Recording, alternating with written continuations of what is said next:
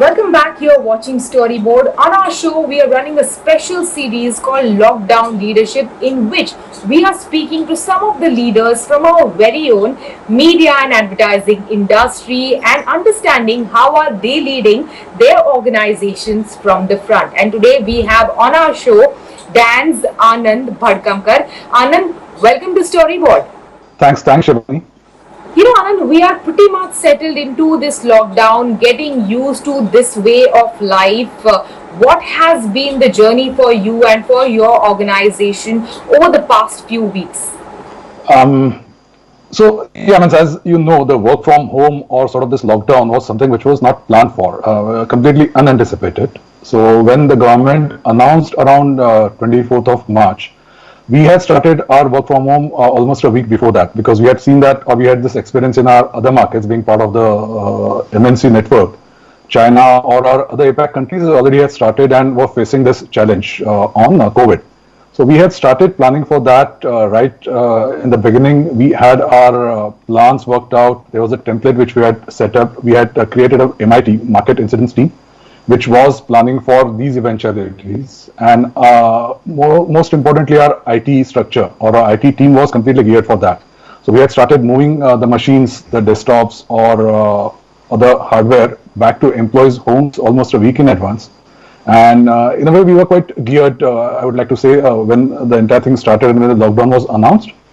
We were quite well prepared, and I'm happy to say that from day one, actually, of lockdown was announced, rather 3-4 days before that, we almost had gone 100% live. Teams were working from home, they were coordinating with clients amongst themselves. So, in a way, the transition was quite smooth, even pleasing for us, actually.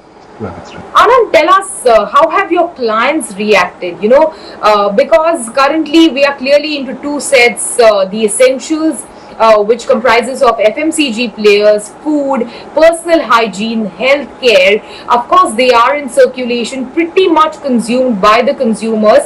And there is another set like your automobile players, smartphone makers, where things have come to a standstill.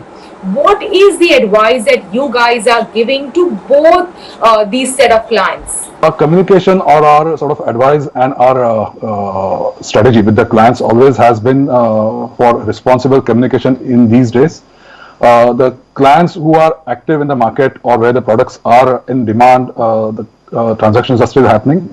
The relevant advertising still continues, more so in healthcare or pharma or FMCG sectors.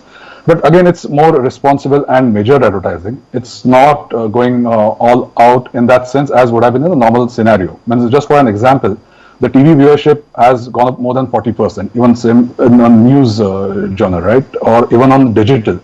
But the advertising spends are not increasing by that amount or by that level. That's because in market there's, as in general, cash sort of crunch or liquidity issues going around. So the advertising overall has come to a sort of under severe pressure. But the clients who don't have any immediate business needs or who can't go out and sell the products, there it's more connecting with the consumers, being engaging with their customers or their loyal customer base, being in touch with them, doing that responsible advertising and communications. That's something which we are focusing more. You mentioned how advertising per se has gone down in spite of increased in viewership, in spite of increased consumption on digital. Of course, outdoor and events are ruled out. But what has been the impact of this whole lockdown on Dan in terms of business? So impact is definitely there across Dan, or it's across the advertising industry, right? Because the advertising spends have come under severe pressure. Clients are wanting to hold back, or the advertisers are. It's like a wait and watch. You want to see unless there's a clarity in the market how this COVID situation pans out. After that, you'll go back up. But you're right. Means we have our events business or out of home businesses where the activity has completely come to a naught actually because there's no personal interaction. No one is moving out of home. No one is getting so that's something which is completely to halt. So we were focusing more on the digital solutions for the clients, or working with the clients on digital transformation or some tech solutions, or getting organizers ready for that transition into the new ways of working. Because as you come out of the lockdowns for our events out of home also, it's not going to be that immediate. It's not like going to be a switch that on day one, everyone will start going out, going to malls or going out to movie theaters or eating out, dining. That's going to take some time. So gearing towards that and transitioning towards that, I think that's what all our teams are working on. We are working with our teams, with our clients in planning for this. You know, in such times, how are you keeping your employees motivated? Are you addressing their concerns such as job loss, such as salary cuts, etc., head on? So definitely, employee engagement means when we had started this entire work from home when the lockdown started, from day one we have been open and transparent in our communications with the employees because that's something which is critical. People or staff is the critical asset for us as in advertising or in the service industry. We don't have any other capex in that sense. So the employee wellness and employee safety, that's of critical importance. So our HR team has from day one been working with the employees in communications.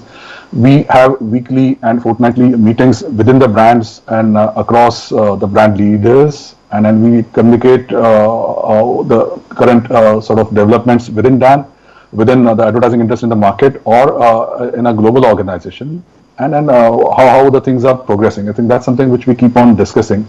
And you said about cost actions, they would happen because there are market challenges, business challenges, but it's in full consultation and full advisory to the staff and all the concerned stakeholders. That's how we are taking it. So it's not like keeping a section in the dark and then moving on, but it's a collective effort which the DAM leadership team and our 3,700 odd strong staff is going to get together, and that's what we are working on, and that's how we are keeping the engagement moving with the teams also. Well, Anand, thank you so much. Thanks for speaking to us. Thanks, Shivani. Pleasure speaking with you. Thank you. And now it's time for this week's notice.